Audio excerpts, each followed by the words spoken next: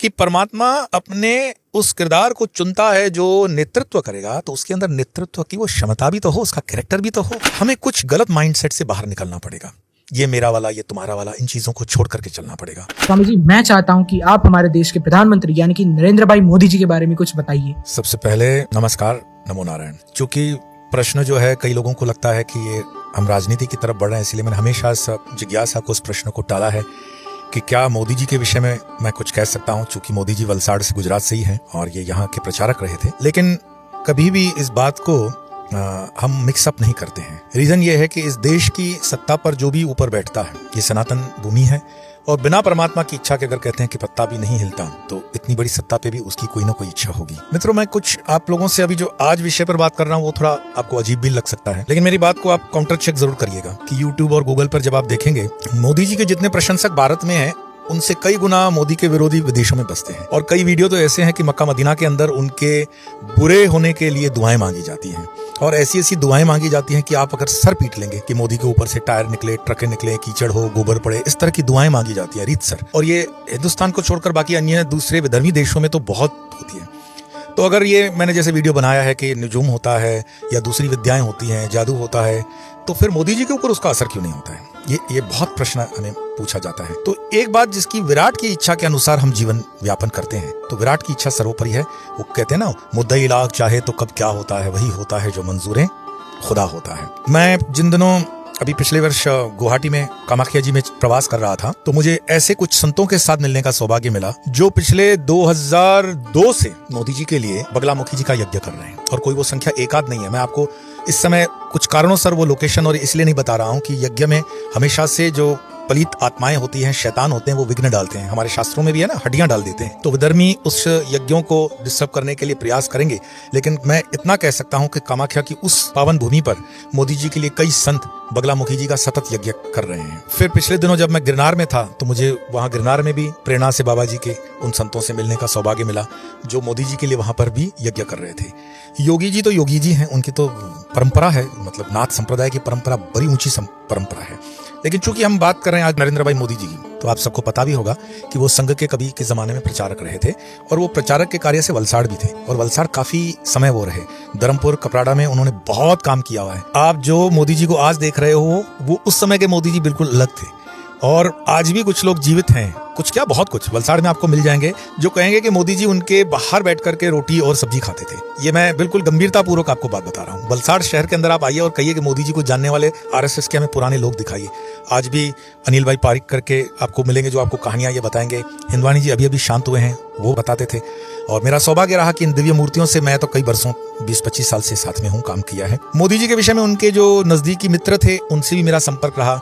पिछले साल चुनावों के दौरान मैं मोदी जी के पूर्व आश्रम के घर पर भी गया, उनके भाई साहब से भी मुलाकात हुई। लेकिन मैंने अपना परिचय कभी इस तरह से नहीं दिया कि मेरा परिचय क्या है, क्योंकि एक भगवा पहनने के बाद हमारा कोई पूर्व परिचय नहीं रहता है। मोदी जी के साथ मेरा कोई पूर्व परिचय है तो जो ये कह रहा है उसका पूर्व परिचय नहीं है, और जिसका पूर्व परिचय था वो ये नहीं है, तो इसलिए उस पूर्व परिचय के विषय में मैं ज्यादा नहीं बता पाऊंगा। लेकिन हाँ, मोदी जी इतने स्तर पर जरूर पहुंच गए हैं कि हमारे जो गुरु महाराज ईश्वरानंद गिरी जी महाराज, उनका एक वीडियो होगा यूट्यूब पे, आप सर्च करिएगा। ये मैं बात बता रहा हूँ आपको 2014 के पहले की बात है, जब वो मुख्यमंत्री थे गुजरात के, और एक कार्यक्रम के अंदर का ये वीडियो है जहाँ पे ईश्वरानंद गिरी जी महाराज बता रहे हैं मोदी जी की उपस्थिति में, अंग्रेजी के अंदर वो संबोधन कर रहे हैं कि प्रधानमंत्री करके वो संबोधित कर रहे हैं उनको। और फिर वो कहते हैं कि यस, मैं प्रधानमंत्री करके ही आपको संबोधित कर रहा हूं, मुझे पता है आप अभी बनके तो चीफ मिनिस्टर आए हो, लेकिन आप प्रधानमंत्री बनोगे। इस स्टेटमेंट से आप समझ जाओ कि भारत के हजारों संतों, हजारों ऋषि मुनियों की यह चाहना थी कि मोदी जी प्रधानमंत्री बने। तो मोदी जी को प्रधानमंत्री बनने के लिए ठीक है, एक चुनाव की प्रक्रिया ने काम किया होगा, वो तो ठीक है, लेकिन मैं एक दैविक शक्ति भी देखता हूँ, दैविक लोगों की कंट्रीब्यूशन भी देखता हूँ। और मोदी जी के कई किस्से ऐसे हैं जो कभी मीडिया में नहीं आए, क्योंकि मोदी जी से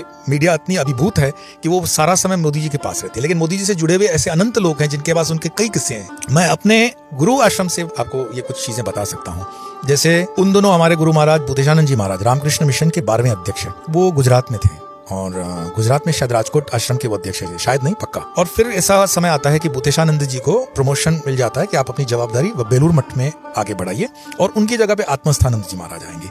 आत्मस्थानंद जी महाराज जो थे वो राजकोट के अंदर जब पूरी जवाबदारी लेते हैं तो मोदी जी से उनका संपर्क बहुत गहरा बनता है। जहां तक मुझे सुनाने में आया, और ये प्रमाणिक भी है, कि वो सन्यासी बनना चाहते थे रामकृष्ण मिशन के। आत्मस्थानंद जी महाराज ने उनको तब प्रेरणा दी कि नहीं नहीं, तुम्हारे लिए और भी कार्य है, बड़ा कार्य है, सन्यासी तो है ही, तुम सन्यासी हो, और आप देख लीजिएगा, ये जो मैं स्टेटमेंट कर रहा हूँ ये मोदी जी की कोई पॉलिटिकल कैरेक्टर को लेकर कोई मेरी स्टेटमेंट नहीं है, लेकिन मोदी जी का चाल चलन, उठक बैठक, उनकी जो टेस्ट है, उनका जो सिलेक्शन है, वो एक योगियों की तरह है, एक सन्यासियों की तरह है, एक विरक्त जीवन है उनकी। आप मोदी जी को, हो सकता है आप उनके विरोधी हों, लेकिन आप उनकी ईमानदारी, आप उनकी निष्ठा, आप उनके देश प्रेम, आप उनके राष्ट्र प्रेम पर कभी भी शक नहीं कर सकते हैं। मैं ऐसे मुसलमानों को जानता हूं जो हो सकता है मोदी जी के कट्टर विरोधी हों, लेकिन उनकी निष्ठा पर उन्होंने डाउट नहीं किया। हमारे वलसाड़ के नजदीक ही माइक्रोइंक के मालिक रहते हैं गफूर भाई बिलेखिया, मेरे बहुत अच्छे परिचित थे। पिछले कुछ सालों से मैं संपर्क में नहीं आया उनके स्वास्थ्य की वजह से, लेकिन बिलेखिया जी और मोदी जी की दोस्ती जग जाहिर है, बरसों की दोस्ती। मोदी जी के ज्यादा अच्छे संबंध मुस्लिम समुदाय से इतने गहरे हैं कि आप आश्चर्यचकित हो जाओगे कि ये कैसे हो सकता है। तो ये तो एक क्या हो गया कि मीडिया ने एक अपना मेंटल स्ट्रक्चर बनाया कि हम मोदी के विरुद्ध काम करेंगे, कि इंटरनेशनल लॉबी ने काम किया। अदरवाइज आप देखोगे गुजरात एक ऐसा स्टेट है जहाँ के मुसलमान पूरे हिंदुस्तान में सबसे समृद्ध और सुखी मुसलमान है, पढ़े लिखे मुसलमान है, यहाँ शांति है, अमन है। क्यों? तो मोदी जी ने उस चीज को एक डायरेक्शन दी। लेकिन चूंकि हम मोदी जी के पर्सनल अन्य उपलब्धियों पे बात कर रहे थे, तो मोदी जी के विषय में और संतों में जैसे हम जाएंगे, जैसे मैंने बताया ईश्वरानंद गिरी जी ने उनको बताया कि आप पीएम बनने वाले हो, पीएम बनोगे, हमारी इच्छा भी है और बनोगे भी। मुझे याद आता है महाबाबा जी के संकेत से मैं एक संत से मिला था, उन दोनों में बड़ा व्यथित था, मैं खुद भी परेशानी के दौर से गुजर रहा था, और मैं बिल्कुल ये ईमानदारी से आपको बात बता रहा हूँ, मैं जेल के अंदर था। यही भगवा आतंकवाद का केस मुझ पर जो लगाया गया था, गलत केस था। तो एक एसपी मेरे से मिलने आए। आज भी उन जेलों के सारे एसपी मेरे अच्छे परिचित हैं, कई मेरे संपर्कों में भी रहते हैं एज ए स्पिरिचुअल पर्सनैलिटी। चूंकि मेरी स्पिरिचुअल लाइफ अंदर रही, तो मुझे याद है वो एक होम सेक्रेटरीट से भी एक अफसर था, ये क्वेश्चन सेम ही था। तो टॉर्चर के बाद उन्होंने पूछा, उस समय यूपीए की सरकार थी और दूर दूर तक ऐसा लग नहीं रहा था कि यूपीए सरकार इस देश से जाने वाली है, और बीजेपी के आने की कोई संभावना नहीं थी। ये 2012 की मैं आपको बात बता रहा हूँ। तो मुझे पूछा गया कि तुम्हें क्या लगता है इस देश में क्या बीजेपी आएगी? तो मैंने कहा बिल्कुल, आप लिख के लीजिए 2014 के अंदर बीजेपी आ रही है। मैं तो अंदर था, कोई मेरे पास सुविधा दूसरी थी नहीं। तो उन्होंने कहा अच्छा इतना तुम्हें कॉन्फिडेंस है तो बताओ 2014 में अगर बीजेपी जीत रही है तो तुम्हारे कैंडिडेट तो बाहर लड़ रहे हैं। और उन दोनों अडवाणी जी बड़ी लीड ले रहे थे। एक समुदाय चाहता था कि मोदी जी को आगा किया जाए, एक वर्ग मतलब चाहता था, और कुछ जो वृद्ध वर्ग था वो चाहता था अडवाणी जी रहे। उन दोनों, सुषमा स्वराज जी भी थी, हमारे लिए तो सब आदरणीय है, लेकिन राजनीति के माहौल में बाला साहब ठाकरे की भी एक स्टेटमेंट आगे चल करके आती है। तो माहौल कुछ ऐसा कंफ्यूजन था कि पता नहीं कौन प्रधानमंत्री बनेगा। तो जब उन अफसर ने मुझे पूछा कि तुम्हारा तो ठिकाना नहीं है, मतलब लोगों का कि कौन प्रधानमंत्री बनेगा, आपस में लड़ मर रहे हो, कैसे कहते हो कि बीजेपी जीतेगी? मैंने कहा बीजेपी जीतेगी और नरेंद्र भाई मोदी जी प्रधानमंत्री बनेंगे। उनको बहुत गुस्सा आया, बोले तुम पागल हो चुके हो। अब मैं उनको ये नहीं बता सकता था कि मुझे जिस व्यक्ति या जिस पर्सनैलिटी या जिस शक्ति या जिस दिव्य आत्मा या जिस दिव्य पुरुष ने ये संकेत बताया है, आई डोंट डाउट, मुझे उन पर कोई शक नहीं था। और बड़ी निष्ठा और श्रद्धा से मैंने कहा कि मोदी जी प्रधानमंत्री बने। तो उन्होंने अपने उस ईगो में कहा कि ठीक है, अगर ये बात सच होती है तो मैं आपको प्रणाम करने इसी जेल के अंदर आऊंगा। मैं नाम फिर भी नहीं बताऊंगा क्योंकि आज भी शायद वो सर्विसेज में है और सीनियर सेक्रेटरीट में हो सकते हैं, वो मेरा कोई संपर्क अभी नहीं है। और उन्होंने अपनी जबान निभाई, 2014 के अंदर मोदी जी प्रधानमंत्री बने और वो मुझे मिलने के लिए जयपुर जेल में आए थे। बड़े आदर के साथ उस वक्त के तत्कालीन सुपरिटेंडेंट के सामने उन्होंने अपने जूते उतारे। सुपरिटेंडेंट देखते रह गए। शाम को 7:30-8 का समय हो चुका था, सारी जेल बंद हो चुकी थी। बावजूद उसके मेरे दरवाजे का लॉक खोला गया। मुझे उन्होंने बाइज्जत कहा कि स्वामी जी बैठिए, आपसे बात करनी है। और उन्होंने कहा कि मुझे समझ में नहीं आता कि मैं क्या कहूँ, मेरे पास शब्द नहीं है, क्या आधार था आपका कि मोदी जी प्रधानमंत्री बनेंगे? मैंने उनको हंस के कहा कि मोदी जी प्रधानमंत्री बनेंगे ये मोदी जी की या बीजेपी की या आरएसएस की इच्छा नहीं है, ये सारी कायनात की इच्छा थी कि मोदी जी प्रधानमंत्री बने, और बन गए। उनकी फिर जिज्ञासा रही, उन्होंने कहा आगे क्या देखते हैं? मैंने कहा आगे तो मैं ये देखता हूँ कि अब तुम्हारे हमारे संकट के बादल छट गए। जो विधर्मी प्रकार की सरकार थी उसका विध्वंस होगा। अब इस देश के अंदर धर्म की स्थापना होगी। और जब मैं धर्म कहता हूँ तो उसमें वही मोदी जी वाला कि जो उस देश में रहते हैं वो सारे अपने हैं, जो उस देश से जुड़े हुए हैं वो सारे अपने हैं। हमें कुछ गलत माइंडसेट से बाहर निकलना पड़ेगा। ये मेरा वाला, ये तुम्हारा वाला, इन चीजों को छोड़ करके चलना पड़ेगा। और अध्यात्म यात्रा के अंदर कोई भी जो जेन्युइन संत होता है या फकीर होता है, उसके लिए धर्म एक उसकी साधना का मार्ग हो सकता है। लेकिन ये जो खाने में बांटने वाली चीजें होती हैं, ये एक सही सन्यासी या सही संत के लिए नहीं होती हैं। पर इसका मतलब ये भी नहीं है कि वो निर्माल्य होकर के अपने धर्म पर होने वाले जुल्म को सह लेगा, गलत के लिए बोलेगा नहीं, सर्वधर्म सम्मान है तो कुछ भी उस तरह का नहीं होता है। जो सत्य है उस सत्य के साथ हम खड़े रहेंगे। कारण धर्मो रक्षते रक्षिता वाला है। अब धर्म सत्य के साथ रहता है। तो मोदी जी का संक्षिप्त में अगर मैं बताऊं, एक हमारे नरियाद के उनके मित्र थे उस जमाने के। मैं संतराम मंदिर रामदास जी महाराज की कृपा में रहा और उनके माध्यम से उनसे मेरी मुलाकात हुई थी। वो मुझे पता था कि वो मोदी जी के बहुत पुराने मित्र रह चुके हैं।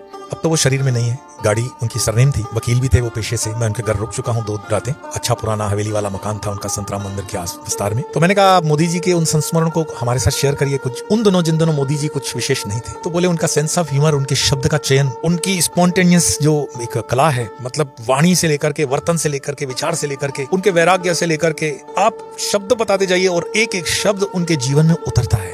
वो ऐसे व्यक्तित्व है। मैंने कहा क्या लगता है ये जो सीक्रेट है उसका क्या हो सकता है? तो उनकी बातों से मुझे लगा कि he is a man of character. आप मोदी के विरोधी हो सकते हैं, लेकिन मोदी जी के कैरेक्टर में आप एक भी 0.001% भी आक्षेप नहीं कर सकते। और बड़े बड़े धुरंधर विरोधी विपक्षी दलों के नेता इस चीज के लिए ललायत होते हैं कि मोदी जी के कैरेक्टर पे हम कुछ कर सके। आप कुछ भी हल्की बातों का कमेंट कर सकते हो, लेकिन मोदी जी का कैरेक्टर इतना पावन है। ये ब्रह्मचर्य का मुझे लगता है कि सटीक एक एग्जाम्पल है। मोदी जी के जीवन का खान पान रहन सहन, आपको वो याद होगा कि ओबामा से मिलने गए हैं और नवरात्रि का उपवास है, अमेरिका की धरती है, और वो 9 के 9 दिन शुरू से ही, ऐसा नहीं कि वो आडंबर अभी उन्होंने कोई नवरात्रि चालू की होगी, नहीं। मोदी जी की तपस्या, मोदी जी का ध्यान, मोदी जी का योग, मोदी जी का ये सब कुछ पहले से ही रहा है। जो उनके पुराने लोग उनसे जुड़े हुए वो हमेशा कहते थे मोदी जी एक झोला डालते कंधे पे, उनके 2 कुर्ते रहते, संघ के जिन स्थानों पे वो रहते थे वो पुराने लोगों से मैं मिला हूं, और मैं बड़ी प्रामाणिकता से कहता हूं कि परमात्मा अपने उस किरदार को चुनता है जो नेतृत्व करेगा, तो उसके अंदर नेतृत्व की वो क्षमता भी तो हो, उसका कैरेक्टर भी तो हो। अगर आपके पास कैरेक्टर नहीं है तो लक्षणों के ऊपर लक्ष्मी होती है, कर्मों के ऊपर कृपा होती है। आपके अगर लक्षण नहीं है तो लक्ष्मी भी नहीं टिकेगी। कई लोग कहते हैं ना हमारे पास लक्ष्मी नहीं आती है, आपके लक्षण ठीक नहीं है भाई। और कृपा तब होती है जब आप वो कर्म करते हो। तो लक्षण भी मोदी जी के और कर्म भी मोदी जी के, उस पर आप कभी डाउट नहीं कर सकते हैं। आपको लगता होगा मैं मोदी जी को कुछ प्रमोट कर रहा हूं, लेकिन बात ये नहीं है। बात यह है कि आप अपने जीवन में जीवंत आध्यात्मिक व्यक्तियों को देखें, समझें और सोचें कि आध्यात्मिकता क्या होती है, ब्रह्मचर्य क्या होता है, जीवन में चलने का क्या तरीका हो सकता है। माँ के प्रति आपने उनका प्रेम देखा, ये प्रधानमंत्री बनने के बाद नहीं था, शुरू से ही वो माता के लिए उनका वो स्नेह, वो प्रेम रहा। और माँ का भी आपने कैरेक्टर देखा होगा। अगर ये दूसरे दल की माँ होती ना तो आज तक तो दिल्ली में उनके नाम पे 50 चौक बन गए होते। लेकिन उस माँ ने जो त्याग तपस्या की जीवन समर्पित किया इस राष्ट्र को, आने वाले सालों में आप देखेंगे कई बच्चे उनके जीवन पे पीएचडी करेंगे। ऐसे अनंत कई एक्सपीरियंसेस हो सकते हैं, पर मुझे लगता है कि हमें जो उनके जीवन से सीखना चाहिए। मरने के बाद तो देखिए, हाथी जिए तो लाख, मरे तो 1.25 लाख। तो हम कहते हैं, किसी ने ओशो से पूछा था कि भगवान बुद्ध जब थे तो बुद्ध के समय में उनको लोगों ने भगवान पहचाना क्यों नहीं? अब मेरे शब्दों पे ध्यान दीजिएगा। ओशो वही मंच से कह रहे हैं, बुद्ध सदैव से रहे हैं, बुद्ध सदैव रहेंगे, और बुद्ध इस समय भी तुम्हारे साथ है। क्या तुम पहचान पाओ रहे हो? ओशो का उस समय भी संकेत था कि तुम्हारे साथ जो बैठा हुआ है वो बुद्ध है। बुद्ध ऐसा नहीं होगा कि बुद्ध जो हम गौतम बुद्ध जानते हैं, वो बुद्ध मीन्स एनलाइटमेंट, अपने जो परिकाष्ठा पर पहुंच गई अनुभूति, वो सब बुद्ध है। रामकृष्ण बुद्ध है, रमण महर्षि बुद्ध है। तो हम उन बुद्धों को तब मानते हैं जब वो मर जाते हैं, पंचभूतों का शरीर छोड़ जाते हैं। मर जाने का अर्थ है पंचभूतों का शरीर छोड़ दिया, चाहे वो उत्तर के हो, दक्षिण के हो, पूरब के, पश्चिम के हो। ये भूमि तो संतों की, महंतों की भूमि रही है। एक एक गांव में आपको ऐसे ऐसे किस्से सुनने मिलेंगे। मैं इसके लिए हमेशा युवाओं को बोलता हूँ कि कमा तो लोगे तुम जीवन में, थोड़ा सा देश को भ्रमण करके देखो, थोड़ा सा गाँव की दूरियों को चाट कर देखो, अपने सर पर लगा कर देखो, इस देश की नदियों का पानी पी के देखो। तुम देखो ये देश कितना महान है। मैं विदेशों को छोड़कर यहाँ क्यों बसा? क्योंकि इस देश से महान कोई देश है नहीं। और फिर ओशो के शब्दों का मैं सहारा लूं कि जब जब भी तुम्हारी आध्यात्मिकता ऊंचाइयों को छुएगी, तुम दुनिया के किसी भी हिस्से में रहोगे, तुम्हें हिंदुस्तान आना पड़ेगा, भारत आना पड़ेगा। कभी पाकिस्तान वाला विस्तार भी वो हमारा आध्यात्मिक विस्तार था और आज भी है, भविष्य में हो जाएगा, वो भी उतना ही आध्यात्मिक रहा। लेकिन कुछ पलित आत्माओं ने वहां पर गंध फैला रखी है। बांग्लादेश का तो सुनो राजधानी ढाका है, माँ ढाकेश्वरी के नाम पर ढाका, तो चैतन्य भूमि है, वो शक्तिपीठ है। श्रीलंका में जाइए, राम की भूमि, श्री रावण की भूमि। मैं श्री रावण बोल रहा हूँ, बड़ी गंभीरता से बोल रहा हूँ। आप रावण जला करके जो देखते हो और तमाशा लेते हो या अपशगुन करते हो, कभी भी रावण जलता हुआ मत देखना, क्योंकि रावण की जलते हुए देखने की आपकी काबिलियत क्या है? महापंडित है वो। उस महापंडित के आदर में हाथ जोड़कर खड़े हो जाओ, जिसकी मृत्यु का कारण स्वयं श्री राम बने, वो साधारण नहीं हो सकता। तो इस तरफ जाइए, चाहिए नेपाल, गोरक्ष की भूमि है। आज भी गोरक्ष के नाम से गोरखे होते हैं, गोरखा समुदाय गोरक्ष के नाम से शक्तिपीठ है। तो ये भारत का जो मानचित्र है अपने आप में पूर्ण रूपेण एक ज्वलंत प्रज्वलित शक्तिपीठ है। और यहाँ पर पैदा होने वाला ब्रह्मानंद जी, जैसे महाराज कहते हैं, रामकृष्ण परमहंस के मानस पुत्र, कि वृंदावन और काशी में अगर किसी का कुत्ते का भी जन्म होता है ना, वो जन्म भी तुम्हारा ऋषियों के ऊपर का जन्म है। ये भूमि ऐसी है, यहाँ का अगर तुम जूठा अन्न भी खा लोगे ना, तीर्थों का पावन हो जाओगे। यहाँ की नदी में बहता हुआ एक एक बूंद बूंद पानी अमृत है। यहाँ की चलने वाली पवन में गीतों का जो चलता है, भागवत रामायण की चौपाइयां हैं। तो ये इस देश की विशेषता है। मैंने मोदी जी का मात्र इसीलिए उल्लेख किया ताकि इस शरीर में आप जो कहते थे कि किसी ऐसे दिव्य पुरुष के दर्शन करें, मोदी से स्टार्ट किया और कई ऐसे महापुरुषों को आपके सामने लाऊंगा जो शरीर में इस समय आपके पास है। आज इतना ही, फिर मिलेंगे इसी चैनल पर। स्वामी योग, नमो नारायण।